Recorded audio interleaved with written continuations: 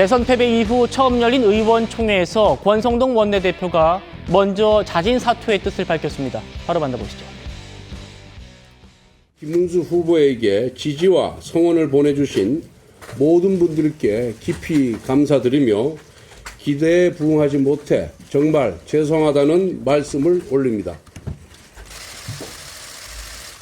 특히 22대 총선 참패 이후 심화되었던 당내 계파 갈등과 분열이 우리 지지자들의 원팀 단결을 저해했다는 지적을 뼈아프게 받아들입니다.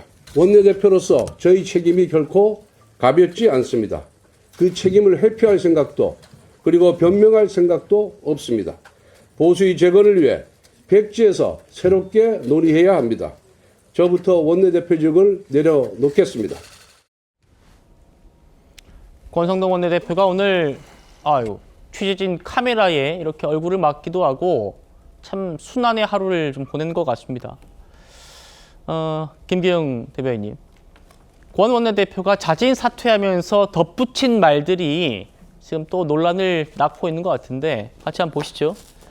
나라 명운이 걸린 선거에서조차 뒷짐지는 행태, 분열의 행보를 보인 부분, 국민의힘을 음해하는 민주당의 논리를 칼처럼 휘두른 자해적인 정치 행태에 분노하는 국민과 당원이 많다. 이 얘기를 지금 본인 사퇴의 변 뒤에 덧붙인 건데 저게 누구를 향한 건지 다들 감은 잡으시더라고요. 어떻게 말씀 주실까요? 다들 감을 잡기 때문에 제가 뭐라고 말씀드리긴 그렇고요.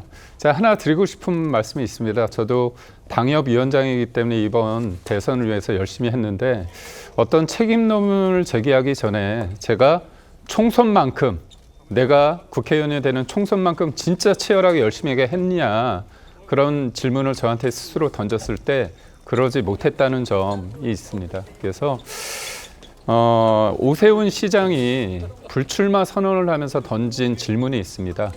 나 아니면 안 된다는 그런 오만이 당내에 횡행하고 있다, 팽배했다 이런 말을 했는데요. 경선을 하면서 보면 누군가는 1등을 하고 누군가는 2등, 3등을 할 수 있습니다. 그런데 저도 좀 아쉬웠던 게 뭐냐면 당의 후보가 정해졌다면 그 개인적인 어떤 유불리 그리고 조건을 달면서 내가 돕겠다 안 돕겠다 그렇게 얘기할 수 없거든요. 왜냐 국민의힘 입장 그리고 중도 보수 우리를 지지하는 분들 입장에서는 이재명 후보가 대통령이 되는 부분은 막아야 됐다. 왜냐 그거는 개인의 유불리를 떠나서 지금 우리가 현실화하고 있지 않습니까? 목도하고 있지 않습니까? 본인의 사법 리스크를 줄이기 위해서 사법부를 공격하는 행태를 넘어서 법을 통해 가지고 위인 설법하고 있습니다.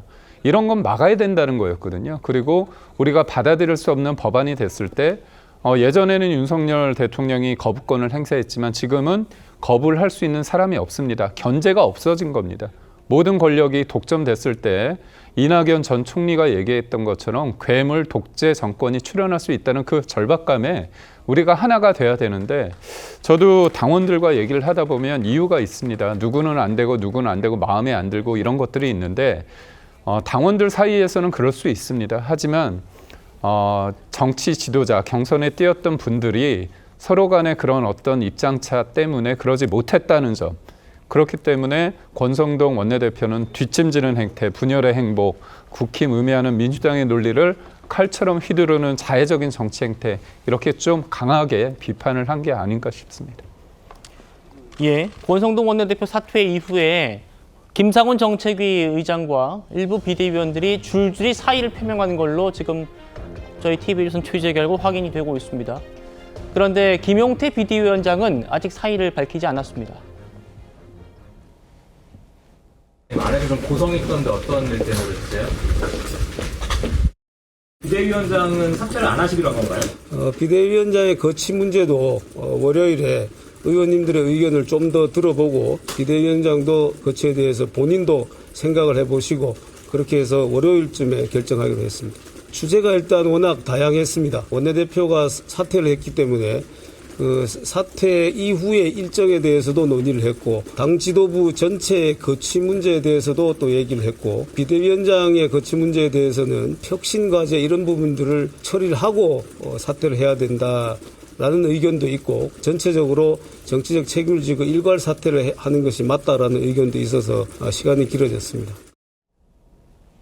김용태 비대위원장은 잠시 시간을 갖겠다라고 했습니다만 뭐 저희가 취재한 바로는 다른 비대위원들이 전부 지금 뭐 사퇴 의사를 밝히고 있기 때문에 김용태 비대위가 해체되는 수순은 맞는 것 같습니다.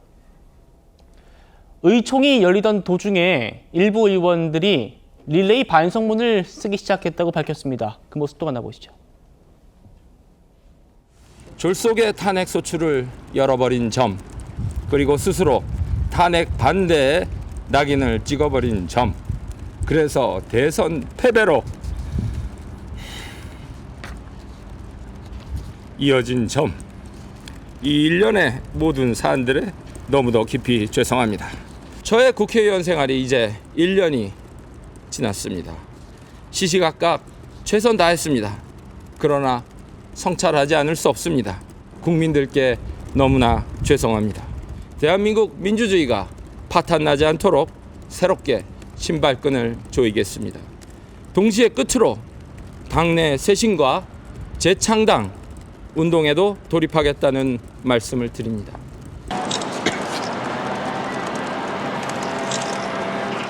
국민의힘 의원님들이 릴레이를 할 수 있도록 제가 다음 분을 오늘 밤에 고민해서 지명하고.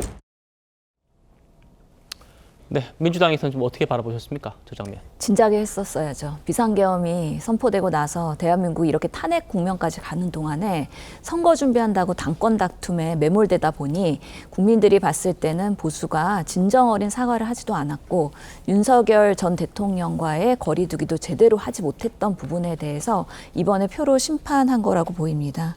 실제로 윤석열 대통령도 본인의 책임과 과오를 인정하고 탈당하고 실제로 초반부터 조금 더 선제적인 모습을 보였다면 얼마나 좋았을까. 근데 여전히 뭐 극우 세력과 연동되고 지금 재판을 받는 과정에서도 아직까지의 제대로 된 반성에 대한 모습은 보이지 않고 있기 때문에 국민들께서는 언짢아하고 있는 것도 사실이고요.